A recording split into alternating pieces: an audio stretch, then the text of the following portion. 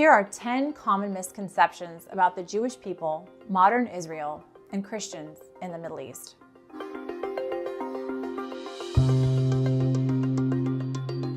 Misconception 1. The Old Covenant was abolished, so the Jews are now just like anybody else, or worse, cursed. False. The Second Vatican Council's declaration on the relationship of the Church to non-Christian religions, called Nostra Aetate, or in English, in our time, taught that God holds the Jews most dear, and he does not repent of the gifts he makes or of the calls he issues. The Church teaches that God's covenant with Abraham has never been revoked. The Catholic Church even recognizes Old Testament saints like John the Baptist, Abraham, Moses, Saints Anne and Elizabeth. Even before the Council, Pope Pius XI said in the 1930s that Catholics, through Christ, are the spiritual descendants of Abraham, and condemned anti-Semitism. Misconception 2. Jews control institutions like the media, academia, and U.S. foreign policy. Okay, if this is true, then why, when 300,000 people turned out for a peaceful march, was it buried in the back pages of major newspapers and not covered by many major media outlets? If Jews control higher education, why are Jews hounded on campuses across America? And if anti-Zionism isn't anti-Semitism, why are American Jews who've never even been to Israel threatened in America? And if Jews control U.S. foreign policy, why did the Senate recently block an aid bill for Israel? A better question is why some universities like Harvard and Georgetown, which used to be Catholic, take billions of dollars from governments like Qatar. And is this why American Jewish students don't feel safe? Consider this question. Do the angry protesters on campuses and in the streets who hate Jews also hate America and Christians? Misconception 3. Zionism is a European colonial project, and most Jews came after World War II. This is false. Most Israeli Jews actually came from the Middle East, like my ancestors. Zionism is rooted in the connection of the Jewish people to the land God gave them, as recorded in the Bible. Jews have been scattering and gathering again in Israel for millennia, but their presence in the land of Israel has never been extinguished. The Zionist movement began among Ashkenazi Jews in modern Europe, but Jews in the diaspora around the world, from the West to the Middle East, have prayed to return to Mount Zion during every period of exile. In fact, most Israeli Jews today are not actually European, but from the Middle East. These Jews were expelled from places like Iran, Yemen, Iraq, Lebanon, Syria, and Egypt after 1948, when the State of Israel was founded. Many of them hadn't even heard about European Zionism. In fact, more Middle Eastern Jews were displaced after 1948 than Palestinians. Telling them to go back to the countries their grandparents had to flee is a death sentence. Misconception 4. Modern Israel has no connection to ancient Israel. No serious person can claim the Jews never lived in Israel, although that conspiracy theory is apparently out there. When they were exiled to Europe or North Africa or Central Asia, did they cease to be Jewish when new nation states or empires were formed? Obviously not. Yes, there were converts and intermarriages and frequent migrations, but to deny their Jewishness is ahistorical. And all through that time in exile around the world, Jews in exile dreamed of returning to Israel. Misconception 5. American Jews have dual loyalties. The largest Jewish immigrant communities came fleeing pogroms in Russia. The freedom they experienced in America made them deeply patriotic. Read Emma Lazarus to get a sense of how much Jews love America. So why don't more people care that over 30 Americans were murdered on October 7th and that many were taken hostage, including small children? Would we respond in this way if they were Irish American or Polish American or Italian American? Misconception 6. Palestinian and other Christians in the region suffer because of Israel. Few Palestinians in the West Bank and Gaza are Christian, and that number is shrinking.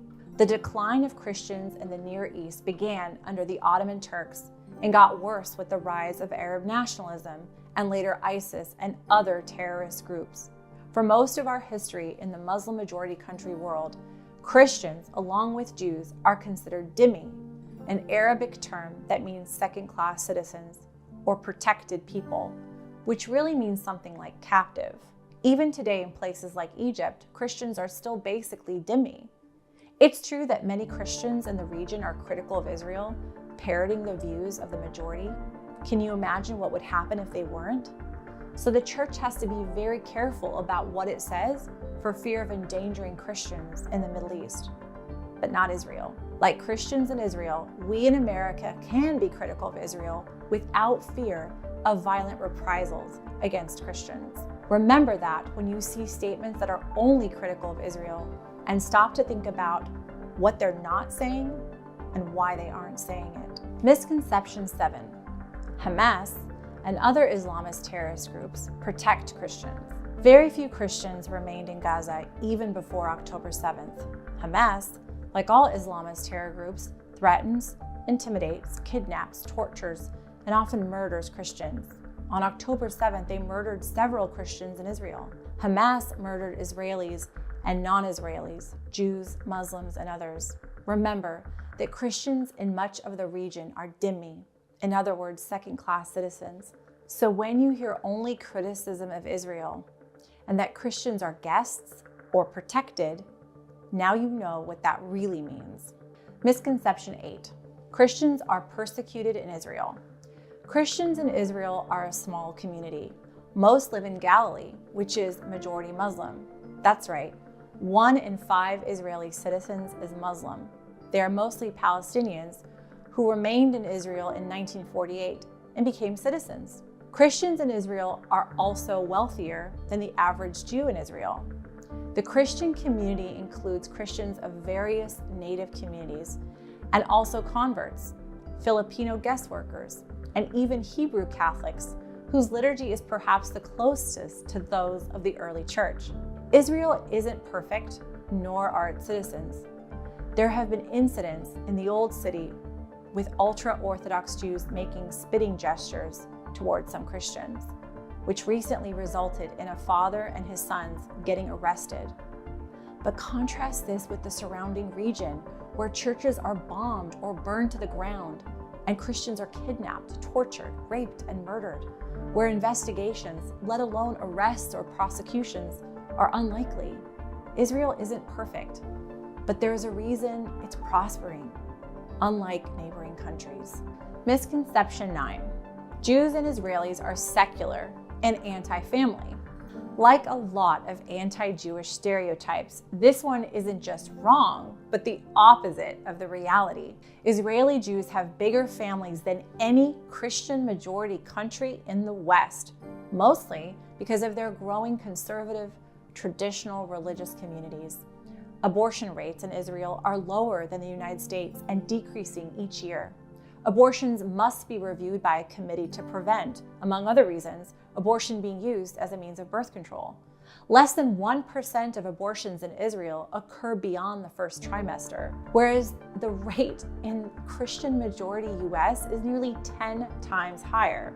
The average Jewish woman in Israel has over 3 children. Israeli Jews marry young, have big families, and build their lives around faith, family, and community. If you ask why the country is the way it is, most Jews will tell you that it begins with the Sabbath, with Shabbat. Israel shuts down on Shabbat in a way that most Americans can't comprehend. Most Israelis don't drive or even check their phones on the Sabbath. Instead, they spend time with their family. Unlike America, Israeli college campuses shut down on Shabbat, and students spend the day and the weekend with family or friends. Can you imagine what Catholic family life would be like if we were half as faithful to the third commandment to keep the Lord's Day as Jews in Israel do? Misconception 10. When Islamic radicals are done with the Jews, they'll leave Catholics alone. When my grandmother lived in Cairo, she was visiting the local grocery store during the 1973 war against Israel. The local grocer, whom she'd known her whole life, said to her, "Today the Jews, tomorrow you." I think about that today as I watch American campuses and streets become a locus of Jew hatred. This is the place my parents and millions of Middle Eastern Christians came with hope. If it's not safe for Jews, it's not safe for us. That's the lesson we learned. Jews today, are on the front line, from campus hatred to street protests to protecting religious freedom. Orthodox Jewish Yeshiva University is on the front lines of religious freedom. If we don't stand with the Jewish people today, there will be nothing of America left to preserve. This is Simone Rizkallah, Special Advisor to the Philos Project.